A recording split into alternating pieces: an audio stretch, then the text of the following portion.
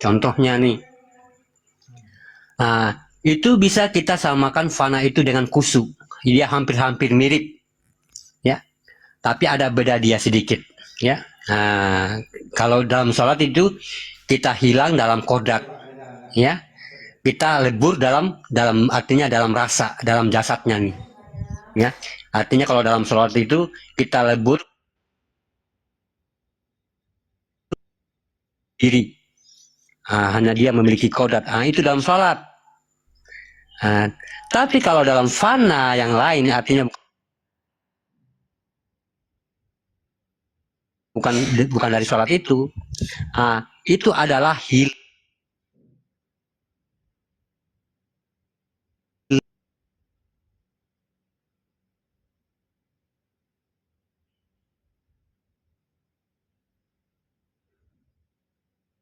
unfila wal bako unfila tadi. Apabila kamu sudah fana, kata Nabi, kekalah kamu di situ. Artinya tidak ada lagi persekutuan di fana tadi. Jadi lalu bagaimana caranya agar mendapatkan fana itu, hamba Allah?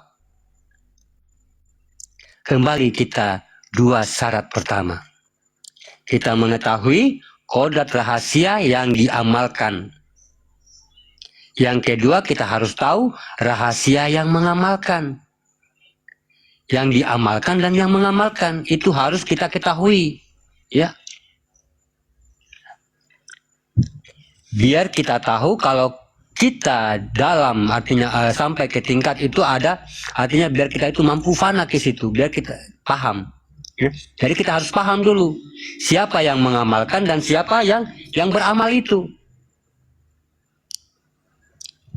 Dan sampai ke tingkat itu, sahabat beriman, ada lagi nih, ada 4 yang tadi, yang saya sebutkan tadi, ya. Kalau kita tidak sampai yang 4 ini, sahabat beriman, tidak akan bisa fana. Inilah yang dikatakan 4 batin Allah melebur dalam diri kita, mengikuti nur ma'in, menyaksikan amalan tadi. Ya, amalan tadi. Itulah batin nafas. Ya, itulah batin nafas, tanafas, anfas dan nufus. Yang 4 ini batin Allah, yang 4 ini batin Allah yang akan mengalir ke diri kita dan merubah wujud kita menjadi insan. Tapi kalau kita tak tahu, sahabat beriman, kodat amalan dengan kodat yang mengamalkan ini, kita tak bisa fana. Paling-paling kita dapat masik al-masuk. Ya, tahu masik al-masuk? Masik al-masuk ini artinya dia di antara tidur dan tak tidur. Seperti kita lagi tidur, ya. Tapi tidak tidur, tiba-tiba ada yang kayak datang tuh, sosok sesuatu yang datang halus, ya. Tapi kita seakan-akan tidak tidur di situ, tapi kita tidur, ya, antara keduanya, tidur tidak tidur. Itu sama dengan hal katanya masaik al-masuk, ya. Karena apa? Karena kita terputus marifat, dia jatuh ke alam tidur, ya. Tapi nanti dia bilang besok dia akan bilang begini, saya fana. Kalau fana itu, ya, kita tetap dalam sadar, ya. Ya, fana itu tetap kita dalam alam sadar. Ya, kita sadar, sangat sadar sesadar-sadarnya. Tetapi rasa itu sudah tidak ada kepemilikan lagi. Kita tidak tahu lagi melihat dan mendengar, berkata, ya. Jadi yang penting lebur 4 zat batin tadi, kalau dia sudah lebur dengan kekuatan pandangan, asal kodat yang diamalkan dengan yang mengamalkan, kita khusyuk kepada yang 2 tadi. Ya, yang mengamalkan dan yang beramal. Dia pasti datang sendiri tuh. Dia lebur dalam diri kita. Dia meliputi dalam sekalian alam. Maka dia rubah kemanusiaan kita itu menjadi keinsanan. Jadi sahabat beriman ya, tak boleh lari dari apa yang saya tausiahkan ini. Ya, nanti saya minta pertanggungjawaban ya tentang kaji ini. Ya, yang mana ayat suci yang digerakkan dalam diri kita. Nah, itu akan harus menjadi incaran saya. Ya, nanti saya akan pertanyakan. Jadi dua syarat tadi, pertama kita harus ahli di dalam tadabur ya Quran. Artinya apa sahabat beriman? Lebur ayat menjadi kauli, kauli lebur jadi munajat, munajat lebur jadi marifat. Barulah kaunia, bercerita dia akan melihat wujudnya semata. Contoh ya, A, I, U. Memandang alif daripada A, luputlah batin. Sebagai batin ini artinya A, lalu apa sahabat beriman ya? Bersifat alif pada U, bukan alif berubah U, tetapi alif berwatak U. Maka batin segalanya yang mewujud hanya batin semata. Jadi kita belajar tentang ilmu hijaiyah ya. Jadi kalau umpamanya kita berzikir ya, contohnya berzikir Ar-Rahman ya, Ar-Rahman, Ar-Rahman, Ar-Rahman, Ar-Rahman, Ar-Rahman. Tapi kalau kita tidak tahu menempatkan Ar-Rahman ini yang datang itu tetangga kita yang bernama Ar-Rahman, Pak Rahman nanti. Ya. Kalau kita tidak tahu menempatkan Ar-Rahman ini, nanti yang datang itu Pak Rahman, tetangga kita. Di sebelah rumah kita tuh. Ya, kalau kita tidak tahu.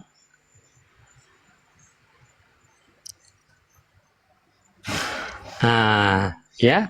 Jadi batinnya sahabat berimannya, tapi kalau kita punya ilmu tentang Ar-Rahman ini, di situ ada alif, awalnya nun, ya, belakangnya an. Nah, itu dikatakan si wujud dan an akan hadir. Ya. Nah, itu yang dimaksud, ya, ahli ayat, ya, atau dikatakan ahli ayat. Nah, yang kedua ahli kodrat. Ahli kodrat ini adalah tahu siapa yang mengamalkan. Ya, nah, kalau kita bermimbar ya, nah, contohnya kalau kita bermimbar tuh, kalau kita menyampaikan, ya, kalau kita menyampaikan pemahaman tentang kebatinan kepada sahabat, mungkin kepada umat-umat, ya, di situ harus tahu kita di situ siapa sebenarnya yang menyampaikan itu, atau dikatakan bermimbar, atau dikatakan berkhutbah, atau dikatakan berceramah. Nah, harus tahu kita di situ makom kita. Ya, yang bermimbar Muhammad kepada Adam, berkalam Allah dalam nyawa, barulah si an berjalan di situ. Ya. Barulah itu ceramah jalan tuh, baru siar kita berjalan. Nah, lalu bagaimana cara kita? Nah, ya kan sahabat beriman, bagaimana cara kita ini bisa terjadi seperti tadi? Tentu dengan kita memakai kodratnya Allah. Apa kodratnya Allah tadi? Boleh saja berupa-rupa dalam kesadaran, ya, kesadaran kita. Allah pada Adam, berkodrat Allah pada Muhammad, dan hayat Allah pada hidup. Nah, kalau memang yang maujud itu la maujudun ila Allah, maka kita la maujud ila Allah. Ya, dengan la maujudun ila Allah itu juga beda. Ya, kalau kita berzikir duduk Adam, beribadah Muhammad, maka berwujudlah Allah dalam nyawa. Nah, itu yang ditunggu tuh. Ya. Jadi kodrat tadi ya muncul dari dalam kolbia, itu yang diantar sama Allah tuh. Nah, itu yang dikatakan duduk Adam beribadah Muhammad, maka nyatalah Allah. Nah, itu yang ditunggu sahabat beriman. Ya. Nah, ini sudah masuk ke dalam sukun tadi kita. Ya, baru di situ terbuka 4 batin tadi, dia terbuka sendirinya, tidak perlu lagi kita membukanya. Ya, 4 batin tadi, nafas, tanafas, unfus, ya, mulai terbuka. Apa yang kita dengar dari kejauhan bisa kita mampu dengar. Ya, dia bekerja sudah di yang 4. Ya, apa penciuman yang warna kuning kita bisa menciumnya. Nafas apa? Tanafas akan dia memperjemahkan penciuman kita tadi. Ya, mulai terbuka yang 4 tadi, nafas, tanafas, anfas, nufus nih. Ya, dengan segala apa yang mereka ditentukan oleh Allah, kerja mereka masing-masing. Seperti yang VT saya itu, yang saya buat di VT saya yang kemarin, ya, kerjanya anfas, ya, dia menangkis hadas-hadas itu di depan manusia itu, di depan zohir kita ini ada perisai itu, ada dia, itu kerjanya anfas tuh.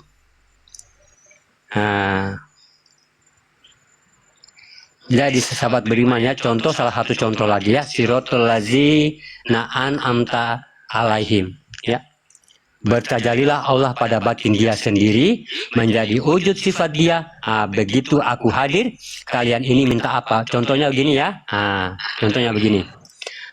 Kalau saya hadir di room ini, itu kalian mau minta apa tuh? Kalian mau minta apa, saya akan kasih. Contohnya kayak gitu ya, kalau kita berzikir nih ya, ini saya kiaskan. Iya. Ya.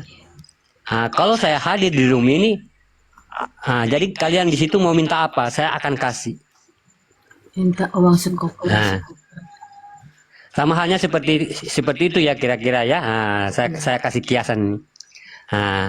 Saya dalam satu kodat hanya hadir 5, di situ saya hanya hadir mungkin 5 detik. Ya. Saya datang di roomnya Kanif ini mungkin saya hadir cuma 5 detik. Ya. 5 detik saja ya. Jadi amin. Kalau kamu tak tahu sholat kau rugi. Kalau kamu tak tahu sholat itu, artinya sholatmu di situ tidak benar, kau rugi. Tapi kalau kau tahu aku hadir dan kau tidak bisa bicara, kalau saya sudah hadir dalam 5 detik tadi dan kamu tidak bisa bisa berbicara, itu kau rugi. Karena apa? Karena segala permintaanmu itu saya kasih.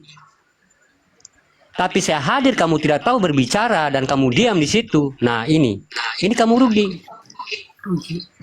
Jadi dalam masa itu siratal lazi, sesungguhnya diri yang tersirat. Nah itu adalah aku, an batin, am yang terlihat. Lalu siapa itu? Ta'ala Tuhan ihim berwujud diri. Kalau dia tiba berwujud diri, cepat kita bicara di situ. Amin. Amin. Ya. Makanya kalau dia memang sudah nyata di dalam diri kita bahwa yang berdiri ini adalah dia, langsung kita mengatakan tuh amin. Tidak usah lagi kita rem-rem. Karena apa? Pernyataan itu tidak datang kedua. Masya Allah. Makanya dikatakan awal, mungkin akhir bagi saya, kata-kata orang-orang yang berilmu dalam sholat itu. Tapi apa bisa dia hadir begitu saja? Kita baca dia tiba tuh, ya? Tak mungkin lah sahabat beriman ya. Kita baca dia kamu hadir. Tak mungkin dengan bacaan itu dia hadir. Contohnya seperti kita melihat satu penumpukan baju yang kotor di depan kita, atau cucian yang kotor di depan kita. Baru kita berzikir la ilaha illallah 1000 kali. Dengan niat apa? Dengan niat baju itu mencuci dengan artinya bersih dengan sendirinya. Itu mustahil kan? Tak mungkin. Makanya dia tidak mungkin hadir dengan bacaan. Ya. Karena apa? Karena harus dengan tajali. Itu kapan kita dapatkan wahai hamba Allah? Itu kapan kita dapatkan? Setelah kita itu, murid-murid kita di sini harus merasa 24 jam dia pakai zohirnya Allah. Kalau dia itu sudah punya, baru saya kasih tahu tajalinya di sini.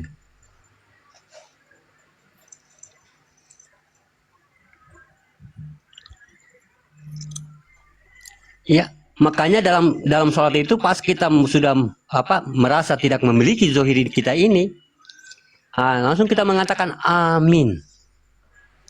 Jadi apa yang di dalam yang kita mengatakan amin tadi, apa yang munajat kita di dalam diri itu langsung diterima apa yang kita lakukan dalam sholat.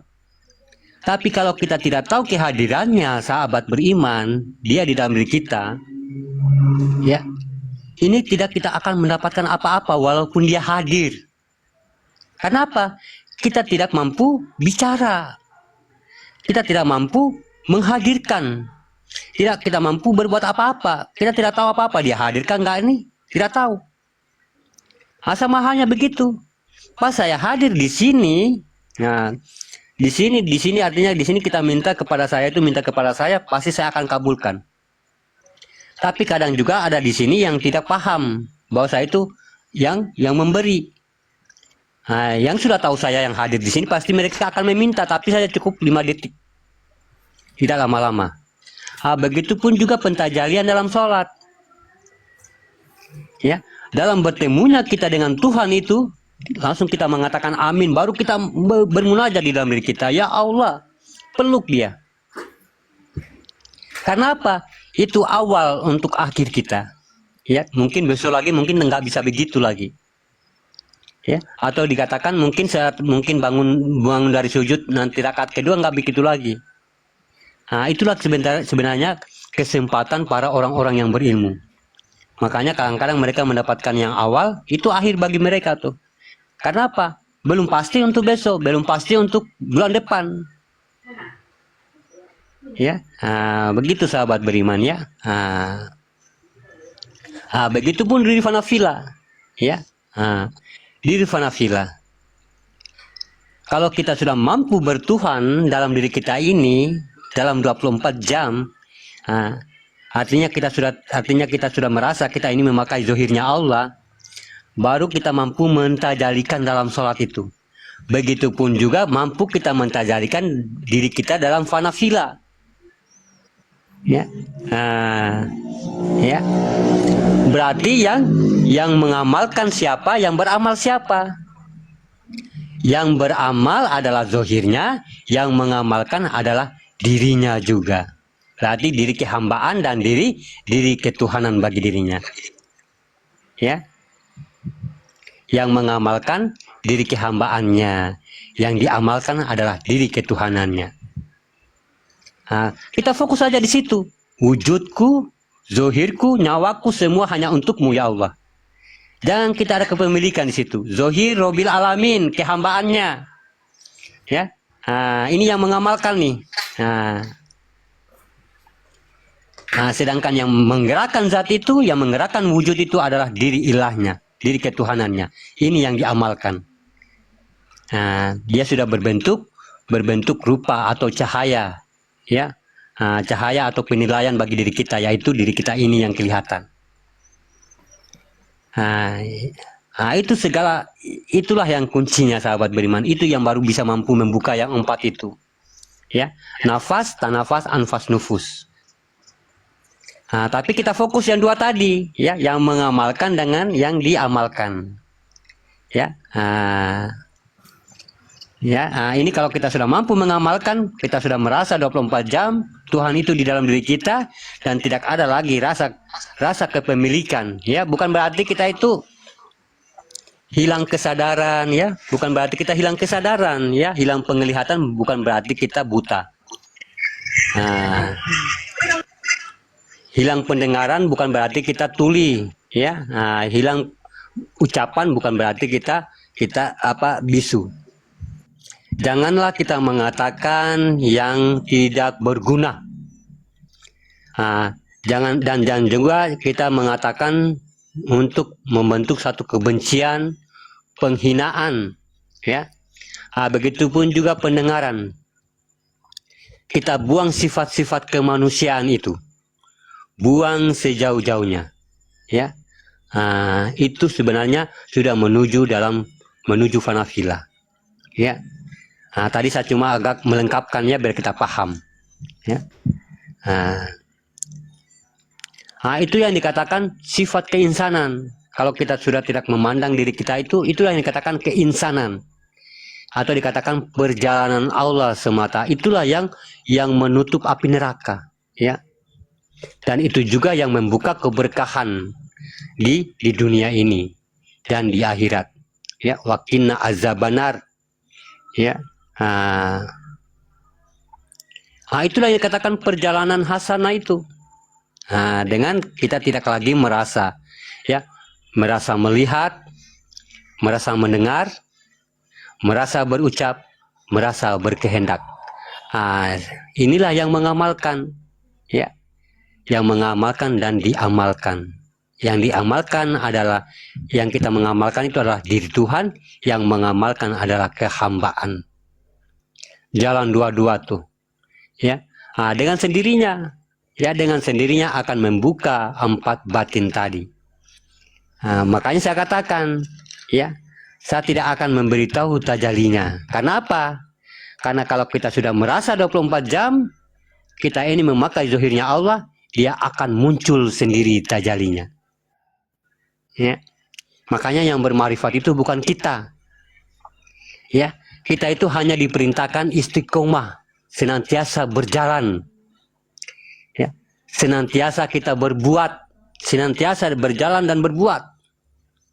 Apa yang dikatakan pemahaman tadi, itu yang dikatakan amalan. Ya. Itu yang dikatakan amalan tuh, ya. Apa yang dipahamkan kita jalanin. Apa yang dibacakan Al-Quran kita harus lakukan. Ya, bukan cuma hanya baca-baca doang, ya, bukan cuma hanya kita mendengar saja di sini. Apabila dia sudah menjadikan perjalanan, itulah dikatakan amalan. Ya. Jadi dari buah segala ini, sahabat beriman, dia akan membukakan yang 4 tadi. Ya, mungkin kurang, mungkin artinya kalau kita baru mendengar, ya, itu mustahil bagi diri kita. Tapi insya Allah, ya, kalau orang sudah sampai ke sini, sahabat beriman, ya, sebenarnya orang sudah banyak sampai ke sini, ya.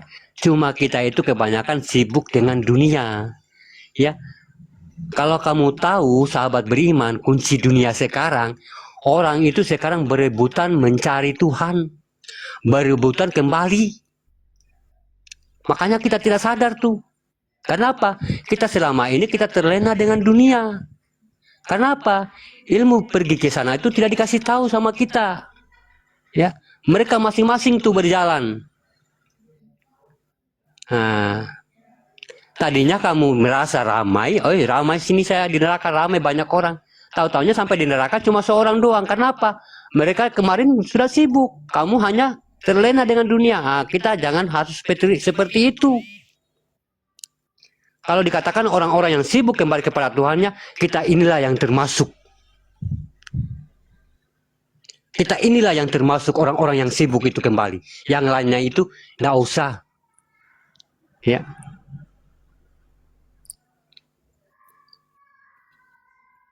Waalaikumsalam warahmatullahi wabarakatuh. Ya. Waalaikumsalam. Kita itulah. Jadi biarkanlah kita itu, ya, biarkanlah kita itu yang termasuk orang-orang yang sibuk di zaman ini, di akhir zaman ini.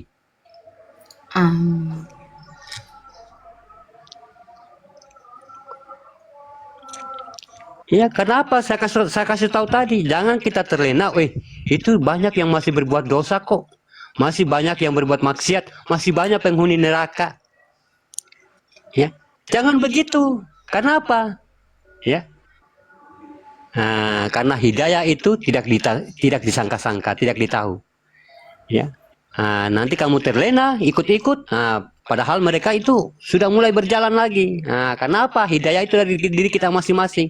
Makanya biarkanlah dikatakan orang-orang yang sibuk itu adalah termasuk diri kita ini.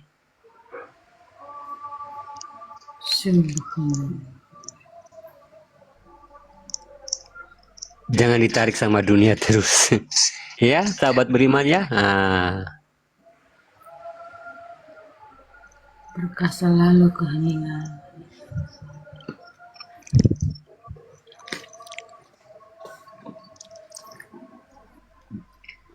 Jadi tidak boleh, sahabat beriman, ya. Makanya kita harus melangkah di fanafila tadi, ya. Jangan kita merasa melihat, ya. Bukan berarti kita buta, ya. Bukan berarti kita fana itu berarti kita hilang kesadaran.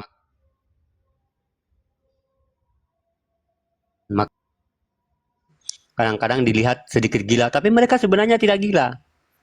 Ya. Mereka tidak gila, keringat mereka tidak bau. Ya.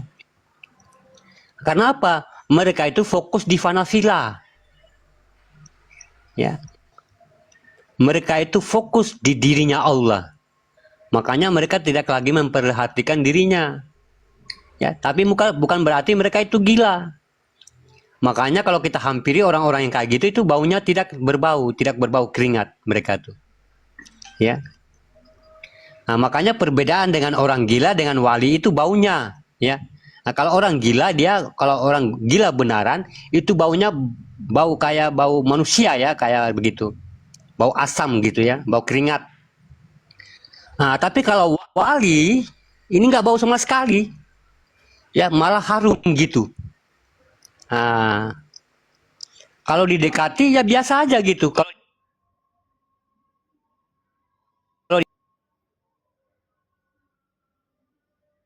pengetahuan dia, ini dia kelihatan kewaliannya dia. Langsung muncul kewaliannya. Karena ada yang mampu mengimbangi dirinya. Masya Allah. Nah, harum kasturi kan Evi ya. Nah, gitu. Makanya bedanya tuh, makanya jangan sekali-kali manusia itu kamu pandang di luarnya. Karena apa? Nabi Musa juga pernah terjebak kepada Nabi Khidir ya sebagai wali Allah. Nah, gitu ya. Nah, makanya tidak boleh itu. Ya. Oh, dia itu gila memang. Jangan dulu kita katakan dia gila. Mungkin kita ngajak ngobrol, mungkin dia waras gitu.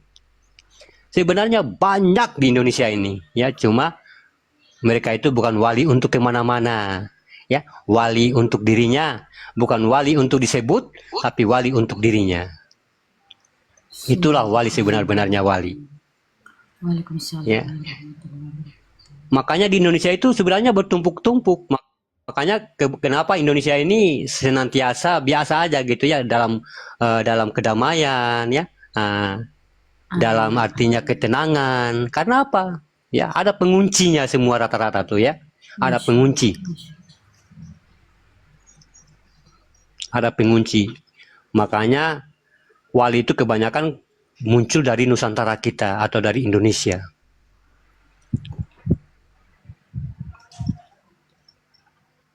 Berkah selalu Anda.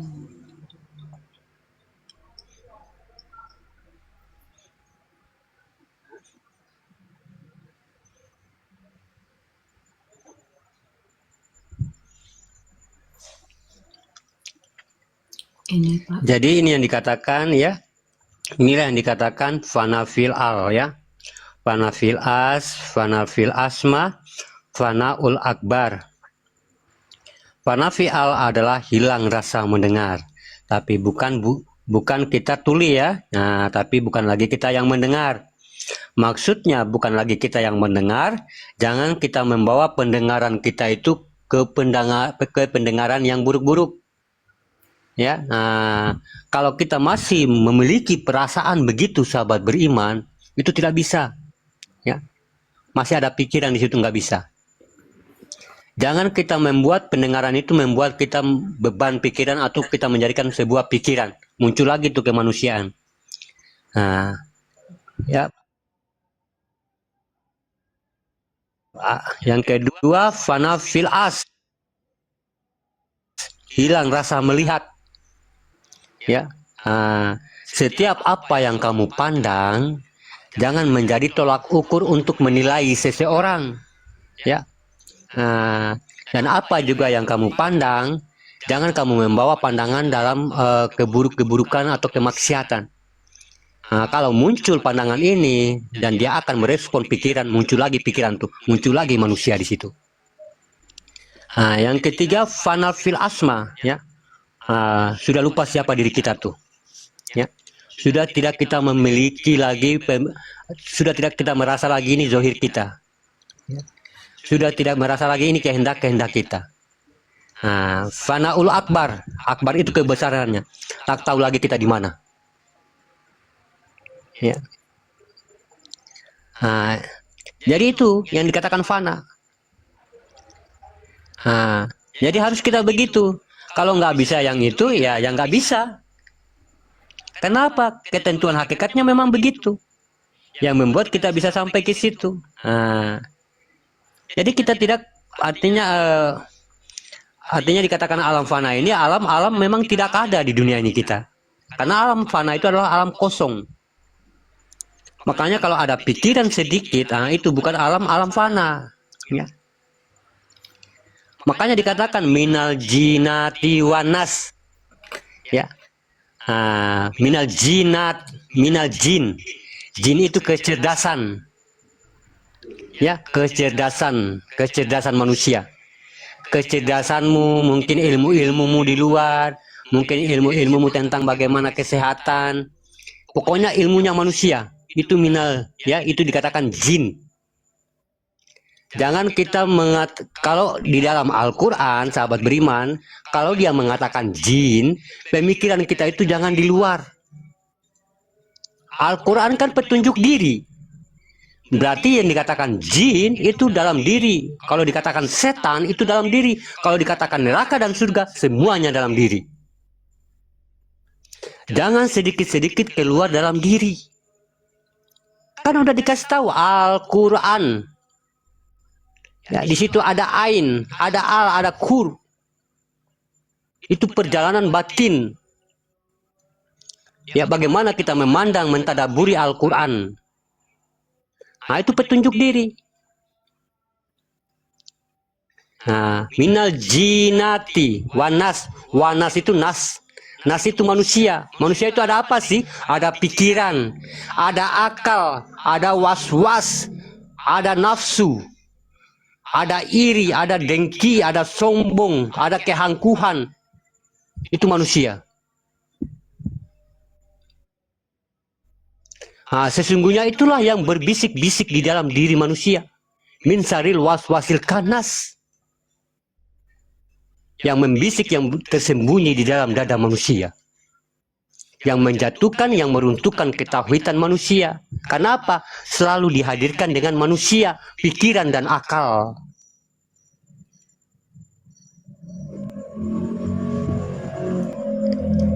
Iya Bang Ampra, itu kulitnya saja. Iya, kamu yang iya kita di sini hanya belajar ya, maaf ya.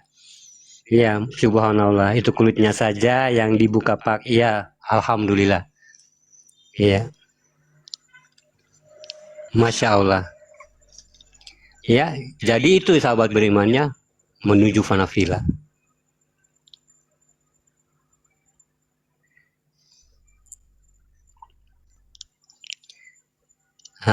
Jadi harus sampai kita ke situ. Kalau kita tidak mau masuk ke alam fana, ada pikiran sedikit kita sahabat beriman, itu bukan alam fana ya. Sama kita mengenal diri, ya. Kalau mengenal diri, terbayang tubuh sedikit kita itu bukan lagi fana. Karena fana itu tak ada alamnya di dunia ini, alamnya itu kosong. Itu yang dikatakan fana. Masya Allah ya sahabat beriman. Jadi silakan bertanya ya, apa yang dipahamkan ya. Jangan kita sudah dipahamkan kita lari pemahaman, yang bertanya hakikatnya syariat ya. Apa yang dipahamkan dalam marifat ini? Apa yang dipahamkan tadi, silakan bertanya.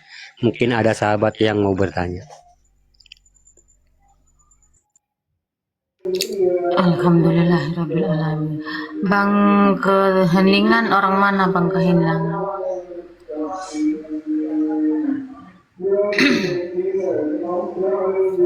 Coba dijawab Bang keheningan. Oh, Kalimantan.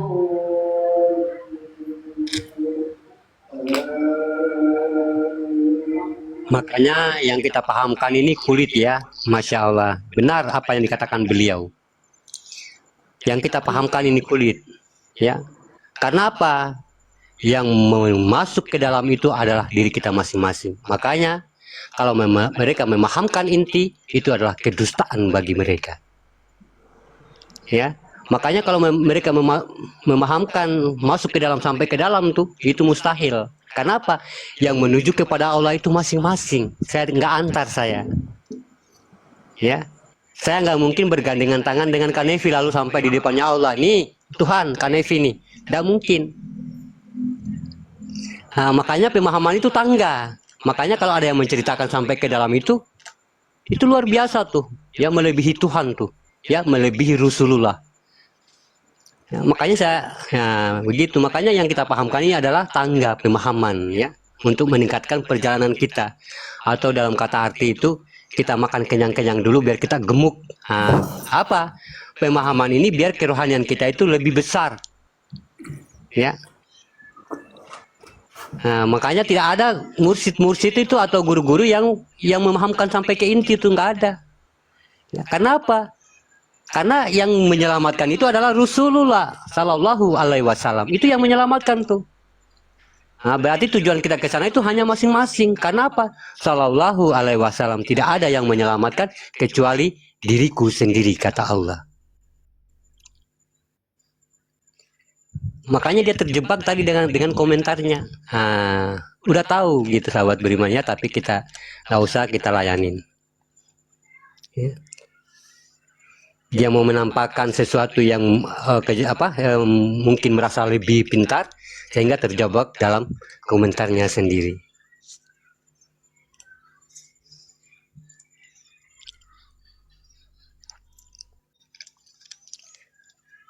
Ya, jadi memang tidak ada yang paham ya. Artinya memang di sini tidak ada yang lebih jauh, artinya yang tidak ada artinya yang memiliki ilmu atau yang lebih pintar atau yang lebih paham.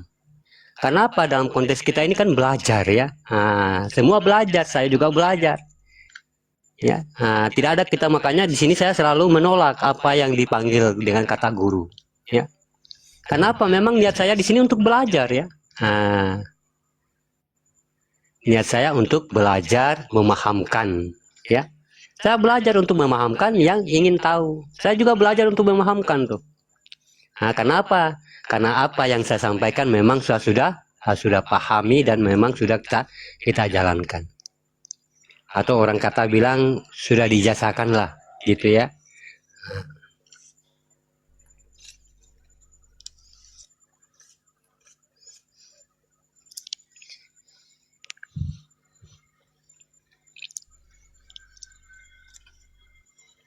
Ya, makanya orang terlalu tinggi itu kadang-kadang terjebak dari omongannya, ya. Itulah Allah seakan-akan memperlihatkan ya, gitu. Makanya kebesaran Allah itu luar biasa, ya.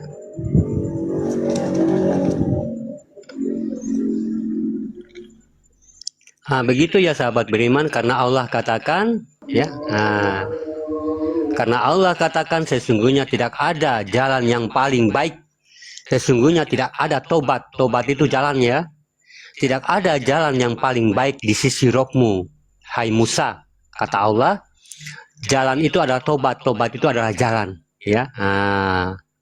Makanya kalau tobat merengek-rengek itu, kalau kita tobat menangis-nangis dalam sholat, itu bukan tobat, ya. Tapi tobat itu adalah jalan. Jalan untuk kemana? Jalan untuk pulang. Itu tobat, ya. Makanya dikatakan dalam Al-Quran, tidak ada jalan yang paling benar di sisi Rabbmu ya Musa. Atau dikatakan tidak ada jalan yang paling baik di sisi Rabbmu, hanya kamu membunuh dirimu. Nah, itulah dikatakan jalan menuju fanafila. Ya, kalau kita belum mampu, ya senantiasa kita berjalan ya. Kenapa bukan kita yang mampu, ya? Jangan kita membawa sifat kemanusiaan kita itu untuk sampai ke sana, ya, cepat-cepat. Ya, jangan sekali-kali kita membawa sifat kemanusiaan atau keangkuhan atau keegoan untuk kita keburu-buru sampai ke sana. Kenapa? Allah itu tidak tidur. Tidak ada dosanya manusia mencari keridhaan Allah di jalannya. Ya, apabila ada yang gugur, itu mati syahid atau meninggal secara halal bagi Allah. Ya, tidak ada dosa tuh, ya, daripada orang yang meninggal, dia meninggal dunia, dia meninggalkan utang, ya. Orang yang meninggalkan utang itu orang-orang yang belum sampai untuk mengenal Tuhan. Itu orang yang meninggalkan utang. Mereka ini walaupun mereka meninggal 2 kali dalam peperangan, atau dikatakan mati syahid 2 kali, mereka ini tidak diizinkan oleh Allah masuk surga karena mereka meninggalkan utang. Ya. Nah, lalu apa yang dikatakan utang? Utang itu adalah janji bagi Allah. Nah, janji itu sudah diletakkan dalam rukun Islam yang pertama sebagai pertanggungjawaban manusia untuk melunasinya. Lalu mana janjinya? Nah, itulah saat kamu diturunkan di dunia. Kamu bersaksi, berjanji di alam rohimnya ibu bahwa sesungguhnya engkaulah Tuhanku ya Robku. Kalau memang janjimu sesungguhnya engkaulah ya Tuhan ya Robku, kamu buktikan di dunia. Sekarang juga kamu hadirkan Tuhan itu bahwa kamu benar-benar bertuhan. Nah, itu janji itu. Apabila janji ini tidak dilunasi, dia akan dianggap utang bagi dirinya. Inilah yang membuat manusia tidak bisa mencium surga. Karena apa saya katakan? Nabi Muhammad SAW saat dinaikkan ke langit ke-7, dia tidak melihat surga di langit ke-5. Dia tidak melihat surga ke langit ke-7, ke langit ke-6. Dia tidak melihat surga ke langit ke-3 atau ke-1 atau ke-2. Dia melainkan melihat surga, berjumpa dengan Allah di Sidratul Muntaha. Di situ baru ada surga. Dia sudah mengenal Allah di sana tuh. Nah, di situ tempatnya surga. Jadi kalau kita berangan-angan masuk surga, koreksi diri. Saya ini udah bertuhan apa enggak? Sudah kenal Tuhan apa enggak? Sudah fanafila apa enggak? Nah, makanya yang dikatakan amalan tentang itu, tentang surga-surga itu, jadikan dia nomor 2. Yang nomor 1 bagi Islam adalah mengenal Allah. Awaluddin marifatullah, ya. Karena adanya Islam, karena adanya Tuhan atau sudah dikaji alif lam lam hanya. Makanya syahadat diawalkan sebagai apa? Sebagai pertanggungjawaban bahwa seluruh umat muslim wajib menyelesaikan perjanjian itu.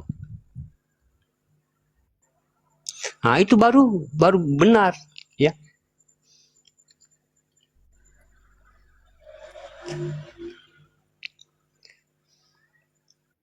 Karena apa? Islam adalah Islam agama yang benar, ya. Nah, makanya muncullah Isa, subuh, lohor, asar, maghrib. Nah, Isa itu siapa? Lohor itu siapa? Ya, asar itu siapa? Nah, itulah sebenarnya perjalanan hidupmu. Kalau kamu memperjalankan hidupmu dalam Isa, subuh, lohor, asar, maghrib dalam 24 jam, ya, jangan hanya cukup 5 waktu. Nah, itu sebenarnya perjalanan ba'dalmu, ya, perjalanan ba'dal. Perjalanan waktu kehidupanmu, waktu hidupmu.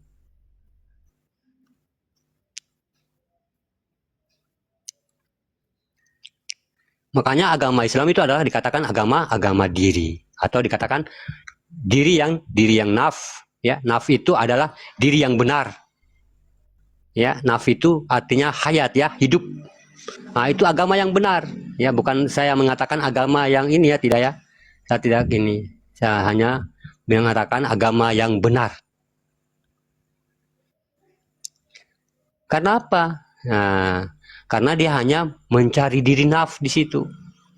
Ya, makanya tujuan kita itu khalifah, ya, diturunkan ke dunia itu adalah sebagai khalifahnya alam. Nah, sebagai khalifahnya alam dalam utusan Allah itu sendiri yang dikatakan Rasulullah Sallallahu Alaihi Wasallam.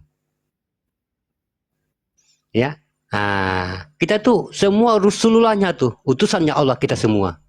Nah, untuk apa ini yang diturunkan Rasulullahnya ini? Untuk khalifahnya alam, jaga alam nih, kita jagain alam nih, ya. Nah, gitu, ya. Nah, itu yang dikatakan Thoibatulillah, ya, membawa amanah. Hadapkan wajahmu, ya, hadapkan wajahku di situ, ya. Wajahatu wajihiyya lillazi fatarasa samawati wal ard. Sesungguhnya salatku, hidupku, semua duniaku, ya, hanya untukmu ya Allah. Buktikan, ya. Buktikan perjalanannya di dunia ini, nyatakan dia. Jangan hanya menjadi sebutan bagi diri kita. Tapi kita nyatakan. Nah, itu yang dia mau tuh. Ya. Nah, dia mau, makanya dikatakan asyhadu alla ilaha illallah asyhadu anna Muhammadar Rasulullah. Nah, itu yang dia inginkan. Nah, nyatakanlah katanya.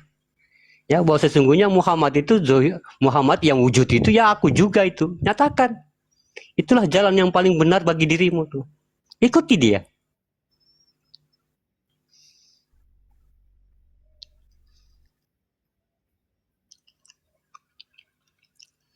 Jadi luar biasa sahabat beriman, pemahaman ini luar biasa ya. Ilmu-ilmu Islam itu dalam Al-Quran itu luar biasa. Ya, tapi kalau kita tidak tahu maknanya sahabat beriman, tidak akan luar biasa. Ya, tidak akan luar biasa untuk diri kita ini. Ya, dia masih menjadi petunjuk. Nah, tapi kalau dia sudah hidup di dalam diri ayat Al-Quran ini, sebagai Al-Quran yang berjalan atau dikatakan kauli, sudah hidup, nah, itu baru terasa tuh, keberkahan Al-Quran. Baru terasa rahmat Al-Quran, ya, baru terasa kenikmatan Al-Quran. Makanya Ali bin Abi Thalib itu beliau digelar sebagai Al-Quran yang berjalan. Karena akhlak beliau itu luar biasa, sampai dia tidak pernah melihat auratnya sendiri.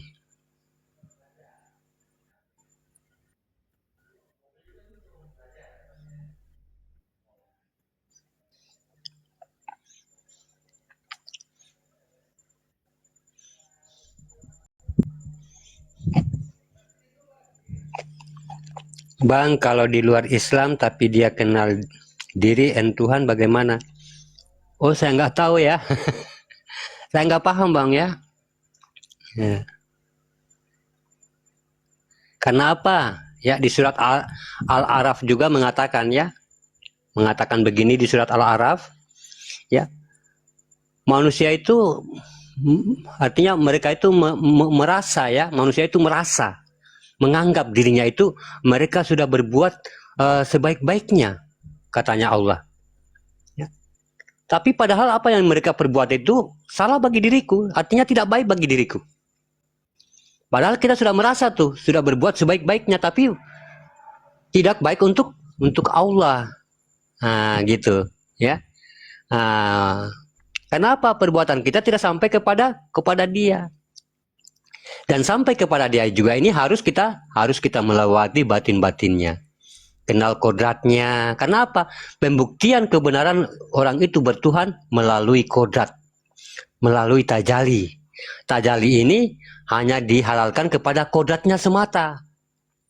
Ya, nah, kodrat ini adalah diri, artinya diri jasad kita. Nah, kalau diri jasad kita ini, hati kita ini tidak mengakui dia, ini tidak bisa kita bertajali. Kalau hati kalbu kita ini tidak mengakui, artinya tidak mengakui bahwa itu yang nyata, ini tidak akan bisa. Makanya kebenaran bertuhan itu dari kita merasakan dan mengalami. Merasakan dan mengalami ini harus kita menempuh perjalanan tadi. Makanya sebagai jalan awal sirotol itu ya, jembatan sirotol mustaqim itu menuju fanafila. Kenapa menuju fanafila itu? Menggugurkan dosa-dosa kita yang mungkin segunung, yang mungkin seluas lautan, ya. Nah, itu dia menggugurkan. Makanya orang kembali itu ya luar biasa, merangkak-rangkak kita di situ. Ya, kayak seolah-olah itu kayak angkatan bersenjata itu ya lagi dilatih tuh. Lagi kita merangkak-rangkak di bawah pagar duri. Nah, sama halnya dengan itu tuh perjuangannya. Kayak susur ngesot. Ya, sama itu tuh. Karena apa? Karena kita tiap hari senantiasa menjaga keakuan Allah dalam diri kita. Ya, dan kita menolak pikiran kita. Ya, kita menolak keakuan kita tuh. Makanya dalam hati kita itu cuma Allah, Allah, Allah, Allah, Allah, Allah, Allah, Allah, Allah. Nah, ya, dia senantiasa bertasbih tuh dalam dirinya ya, berzikir Allah, Allah, Allah, Allah, Allah, Allah. Nah, tapi kalau sudah terbiasa, lama-lama terbiasa, di situ mulai diterangkan, di situ mulai berubah kita tuh, ya. Kenapa urusan saya mudah terselesaikan? mulai terjawab. Ya, nah, tidak kita lihat finishnya, enggak, ya, tidak. Oh, kita merangkak ke sana, kita melihat dengan nama apa, dengan bacaan finish, enggak. Tapi Allah sudah mulai menurunkan keberkahannya. Kok kenapa ya tiba-tiba aku banyak disayang sama anak kecil? Nah, mulai heran-heran kita, kenapa ya tiba-tiba banyak hewan-hewan yang menyukai saya? Ya, mulai. Kenapa ya? Kok tiba-tiba saya membuat sesuatu ini urusan tiba-tiba mudah sekali terselesaikan. Seakan-akan Allah itu langsung menjawab, langsung mengijabah doa saya. Mulai terang kita. Ya, mulai terang. Akan terbuka dengan sendirinya perisai-perisai tadi. Hijab itu pokoknya udah terbuang. Ya, terang seterang-terangnya. Kita sadar di situ, ya, kita sadar sesadar-sadarnya di situ. Tapi hati kecil kita itu tidak lagi merasa memiliki tubuh zahir itu. Makanya tidak merasa memiliki kalau mereka itu walaupun dicaci, walaupun dimaki, itu mereka biasa aja gitu. Betul. Iya, senyum aja gitu, senyum aja, santai. Walaupun dipanas-panasin, walaupun diolok-olokin, santai aja gitu. Ya. Karena apa? Bukan dirinya, ya. Nah. Ya. Bukan diri kemanusiaannya yang diolokin itu, ya. Makanya dia yang diolokin itu yang Rahman, yang Rahim itu, yang Maha Kasih Sayang itu. Makanya dia hanya menampakkan kasih sayangnya terhadap manusia yang mengolok-ngoloknya itu. Senyum dia. Nah, kenapa yang nampak itu adalah Rahman dan Rahim. Nah, tapi kalau manusia yang nampak di situ, astagfirullah, ini bahaya nih, ya, emosi, ya, nyambung kita, ya. Nah, cuma dikatain tidak disentuh, ya nyambung, langsung nyambung nerakanya. Kamu panas, saya panas. Nah, inilah manusia, sifat manusia kayak gitu tuh. Nah, tapi apabila dia yang sudah duduk di situ, dia akan membuka Rahman dan Rahimnya. Walaupun dia disentuh, walaupun dia diomongin kayak gimana, ya dia Rahman dan Rahim. Ya, dia bekerja dengan secara adil. Nah, karena dia apa? Sudah ada Maha Adil di situ. Dia memperadilkan istri-istrinya. Kalau gajian suaminya ini deh, ya, gaji saya 1 juta. Nah, minta uang rokok 100, tidak semua, ya, tidak berarti 1 juta terima gaji, 500 disembunyiin. Ya, adil kepada anak-anaknya, adil kepada tetangganya, adil kepada semua, mungkin dia seorang hakim, adil kepada rakyatnya. Amin. Kalau dia seorang pemimpin, adil kepada rakyatnya. Kalau dia seorang kepala desa, adil kepada masyarakatnya. Kenapa? Sudah ada yang menempatkan keadilan di situ, Maha Adil. Dia sudah benar berkata, apapun yang dia katakan benar. Kenapa? Sudah ada Maha Benar di situ. Makanya kalau orang sudah ditempatkan itu sudah susah. Sudah susah kita mau ini ya, mau sakitin, mau kayak gimana. Mereka biasa aja gitu. Ya. Malah yang mau menyakitin itu yang akan hancur dengan sendirinya. Masya Allah. Makanya hati-hati dengan orang-orang yang begitu, sahabat beriman. Ya, jangan kita mentang-mentang, ya, fisik tidak akan dilawan dengan fisik. Kalau tentang Allah, ya.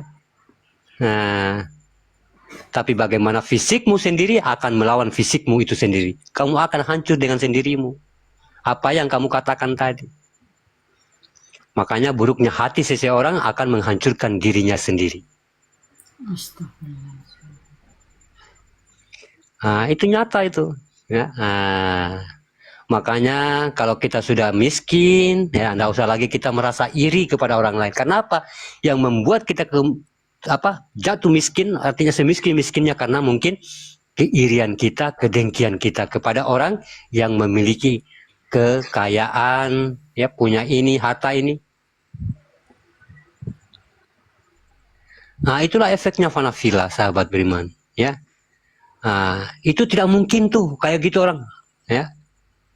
Tidak mungkin akan sampai. Tapi lo coba lihat di sekitarmu, ya, banyak orang yang kayak gitu tuh, sudah banyak. Apalagi, woi, luar biasa, banyak sekali, ya. Nah, makanya karena kita tidak melihatnya, karena sifat kita memang tidak begitu. Kalau memang sifat kita sama dengan mereka, mereka itu kita akan melihatnya.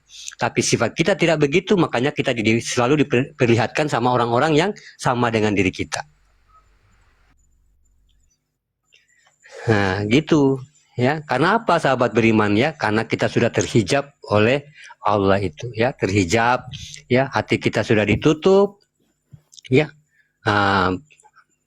Hati kita sudah ditutup, ilmu kita sudah ditutup. Tertutup semua, putus hubungannya dengan Tuhan. Kalau kita sudah fasik, ini yang fasik ini yang sudah putus hubungannya dengan Tuhan. Makanya jangan kita membawa perkataan-perkataan, sesungguhnya Tuhan itu sangat dekat dengan orang yang berdosa. Jangan begitu, ya. Itu kalam-kalam yang tidak ada pembuktiannya dalam Al-Quran, ya. Itu sama hanya kita menjatuhkan marwah Tuhan. Padahal Tuhan itu maha suci. Mau digabung-gabungkan dengan maksiat gitu. Makanya orang yang ngomong begitu termasuk berani itu. Ya, termasuk berani dengan nanti akan musibahnya dia akan paham tuh.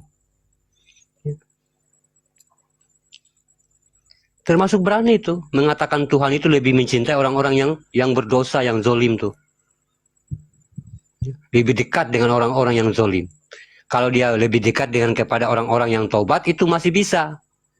Tapi lebih dekat dengan orang-orang yang zolim, orang-orang yang berdosa. Ya, nah, ini satu perkataan yang memang akibat luar biasa. Ya, azabnya itu luar biasa.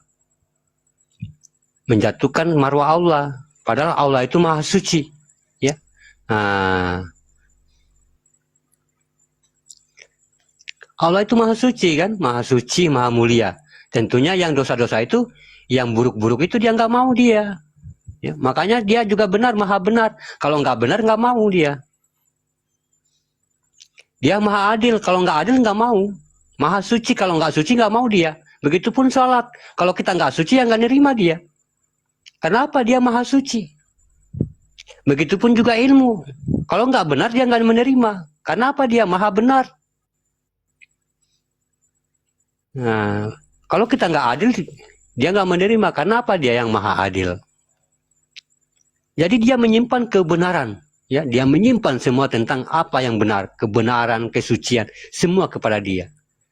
Nah, kalau memang Tuhan kita begitu, berarti yang harus kita belajar yang begitu. Ya, jangan Tuhan kita begitu, lalu kita tidak begitu. Nah, lalu Tuhan siapa yang kamu pertuhankan? Nah, ini yang jadi pertanyaan. Kita mengaku Tuhan kita Allah, ngomong kita kasar. Tuhan siapa yang kamu tuhankan? Tuhan Allah yang mana? Ya, jangan kamu bawa-bawa nama Tuhan lalu perkataanmu begitu. Jangan kamu bawa-bawa Tuhan lalu sikapmu begitu. Tuhan yang mana? Al-Quran yang mana diajarkan kayak gitu? Nabi yang mana? Makanya yang merusak marwah Islam itu orang-orang yang begitu. Ya. Kenapa? Agama lain kan mandang tuh. Wih, rupanya Islam kayak gitu ya. Nah, itu yang menjatuhkan marwah Islam.